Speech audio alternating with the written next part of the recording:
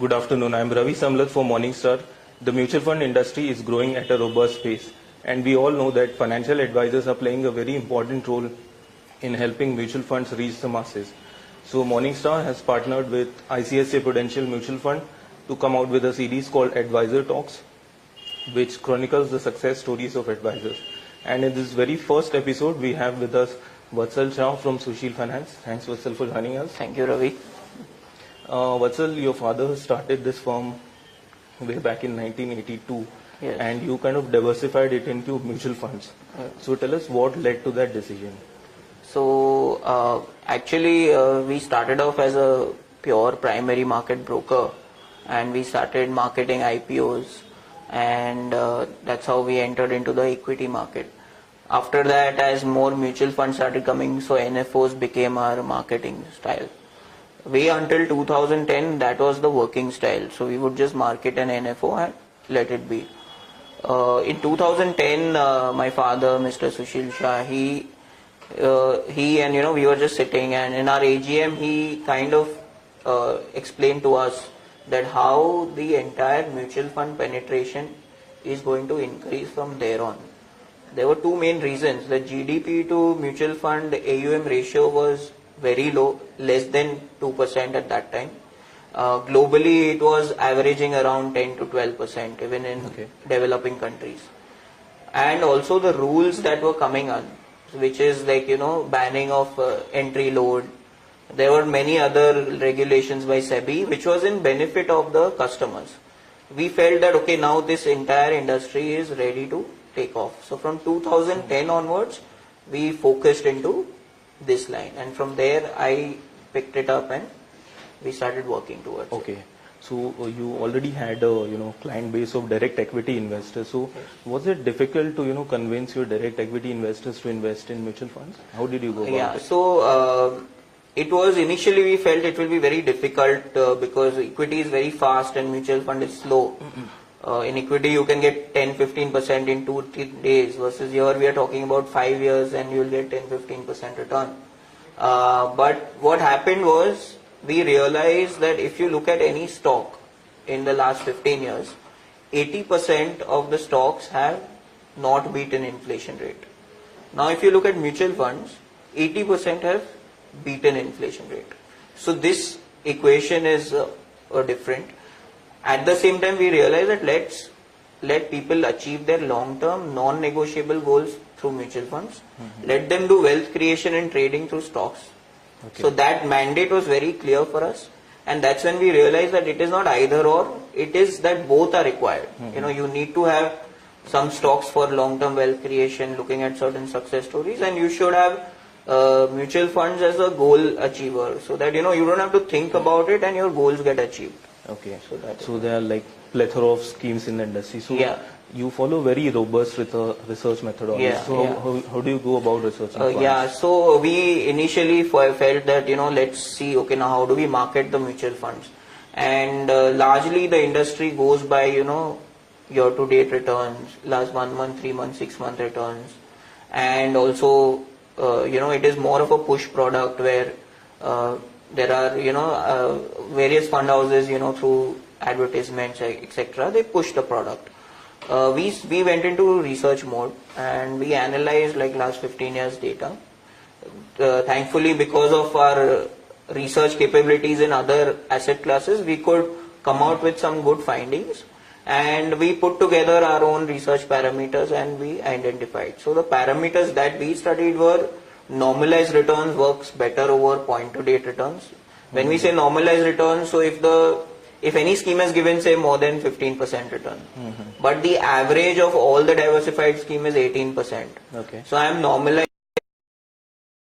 How often do you review the funds?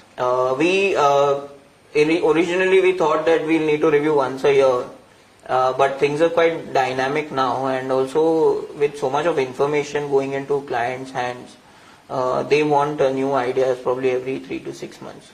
So we don't change our recommendations, but maybe 1 or 2 recommendations are reviewed once in 6 months. So there's this whole move towards digital investing. So how have you adopted technology in your practice? So we have actually from day one our focus has been purely technology.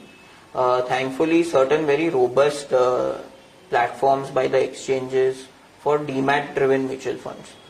Now the benefit of demat is that it takes away a lot of these bank is wrong, check is wrong, the investor status is not updated. There are a host of other issues that come up in physical, which gets ruled out in demat because everything is structured. So your bank account is mapped to your demat account, the holding is identified, and it is corrected right at the CDSL level.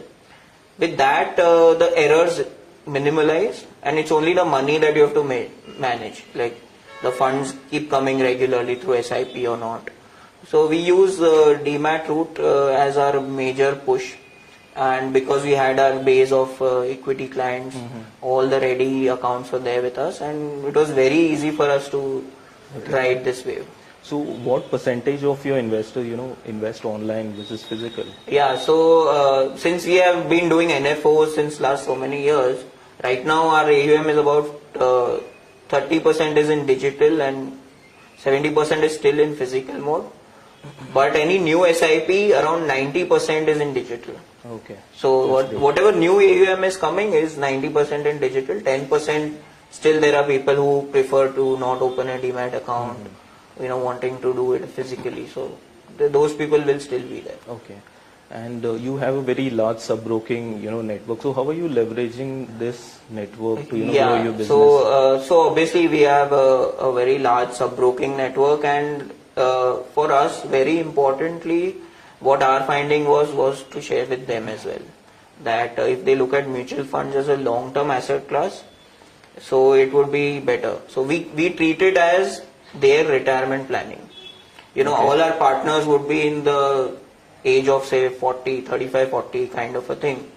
If they focus on mutual funds for next 20 years, by the time they turn 60, they will have a very, very large AUM, a good trail income coming in, and that will help them, retire easily. Because the nuances of equity trading will keep rising. So this is more like a retirement plan for our partners. And at the same time, we explain them that how your clients also need this. You can't just give them equity and it's not over, because someone else will ultimately reach out to them. Okay. So here it's a single umbrella where they can do it. So what is your current mutual fund book, and how much assets are you managing in SIPs, and where do you see this going ahead? So our mutual fund overall size is around 500 crores right now. Okay. SIP, though we feel we are a little late into the market, but we've been fairly happy with the way it is going. We are currently clocking about 3 crores of SIPs every month. Okay. Target is, or what I tell our team and our people is that till we don't touch 10 crores, we don't want to sleep. So that is what is our initial target, and then let's see how things will go. Okay. Do you think ETFs will become popular, going ahead? Because yeah, very interesting point about ETFs. I personally believe that ETF will become much larger than the regular mutual fund industry. Also, there are something like a direct plan. So globally, direct plans were introduced for institutions, not for retail. And now we see a lot of robo-advisory platforms coming for direct plans. I think it will get phased out, and ultimately it will be replaced by ETF, because ETF is a much lower cost product than a direct plan. Okay. And exchanges are not standing behind in introducing new indexes. So when they start coming out with new indices, ETFs will follow, and I think that is what will happen in the future. Okay. How to leverage on it, we still have no clear direction, but we have our sights on the ETF business as well. Okay. How many years do you think ETFs will become popular? I think clearly we have a 10-year runway for the traditional mutual funds to go on. Okay. Till ETFs take over. Okay. So because our analysis says that the SIP book currently at 7,000 crores should reach around 30-35,000 crores in the next 5 years. Okay. Based on our GDP numbers and the overall market cap to GDP. So that itself will, at that time we can look at opening up of the ETF business, and okay. Already if you see, it has already started showing some movement with many ETFs coming. Okay. So there it will happen. Okay, great. And what are your key focus areas right now, and where do you see your business in the next 3 years? Yeah. So see, right now key focus area is to minimize errors. If you see, largely the mutual fund industry is grappling with issues of errors, data mismatches, incorrect data in their systems, non-updated KYC. So we are focusing probably this entire year, our focus will be on ironing out all those issues, errors, and making our processes almost error-free, so that we can then take the next big leap forward. Okay. So that is our one key focus area. Second key focus area is we want to educate our customers. Okay. So every weekend we call a host of customers in our auditorium, in our training room, and we guide them about life's goals, then various risks. So we have an overall financial planning training for them. Okay. Mutual funds play a critical role in a person's financial plan. And how many IPs do you conduct? Earlier it was once a month. Now we are probably running about 4 or 5 a month. Okay. So, And what's the conversion ratio like, IIP? IIPs right now is less, but it's still at 10% for us. We want it to be somewhere around 30 to 40%. So we call for very, very closed, like new people, but through references only. Okay. We don't do random IIPs. So Okay. And finally, what would be your advice to, stockbroking firms like yours Okay. who want to kind of diversify Yeah. into mutual funds? What would be your advice to them? Yeah, so I think there will be a couple of advices there I would want to give. One thing is to look at it as a needed necessity rather than an add-on to sell. So, like in psychology, we have this term called cognitive bias. कि if I am doing something, मैं कुछ कर रहा हूँ तो वो ही सही है, दूसरा सही नहीं है. That bias gets into a stockbroking business because a typical dealer will say कि I'm going to tell him about which stock. I don't want to talk to him about SIP. That's what gets into that, and it's very difficult to change this. Luckily, we have been able to do it with a lot of training for people. And that's what I would suggest, that brokers should think about it as an additional asset class. Okay. And it has much lesser compliance compared to pure equity. So if someone is definitely looking at it, he has the ready client base. Now there are a lot of online platforms to actually, get new customers. So they should leverage on that and do it. Again, it's a huge ocean out there. People talk about non-penetration in tier 2, tier 3 cities. I stay in Santa Cruz. If you come to Santa Cruz and ask in all the buildings, there will be less penetration. That's what I believe. So forget tier 2, tier 3 cities. So that's the kind of penetration that is required, and there is room for everyone. So that's what one thing. Second is to be very genuine, not to fall prey to high expense schemes. Anyways, now SEBI is capping most of the expenses and the commissions. So that is something that I would recommend, that to be genuine and sell only what is good for the investor, not get into this bias of I want to sell where I'm getting higher commission. So though everyone tries to avoid it, but it's a natural inclination. If I'm selling the same thing, I'll sell the one which has higher commission. But that we should not do ideally. So that's lately there are a lot of robo advisors which are coming up in the industry, and some IFAs, some distributors are like feeling competition from them. So how do you think IFAs can so my belief here is very clear.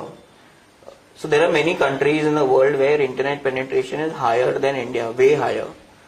And so for something even very regular like your pantry, your regular consumptions, the online buying or the online transactions are only 10 to 12%. Here we are dealing with money, and in a country like India. So I believe robo-advisory will have a small role in the overall large scheme of things. Okay. So standalone there will be 4 or 5 platforms, so their numbers will look very good. Okay. But we are not seeing that there are 55,000, now almost 1 lakh other advisors. So 5 platforms will obviously have a big volume, but when you look at the comparison with all the advisors, it will be very less. I don't think there will be any competition here, because the people who want to go on robo-advisory are very, very informed, very, very knowledgeable and self-learned people who go for robo-advisory. So that will always be there, and there will be new. I think the bigger game is in the new people, new class of investors who are coming to the industry. Okay. So that is there. Scaling up is a challenge for advisors. Yes, So how do you tackle that? So I would recommend everyone to definitely look at online platforms provided by various exchanges. There are various platforms provided by other companies also, MF Utility, and which are government certified, AMFI certified bodies. I would not say this one is good, that one is good. All are good. Each one has their own features. One should look at which features they are okay with and adopt to them very fast. Okay. Those who will not adopt to it will definitely feel they are left out. Okay. Yeah. All right, then wish you all the luck, and thanks for sharing your valuable insights. For Morningstar, I'm Ravi Samalad. Thanks for watching. Thank you.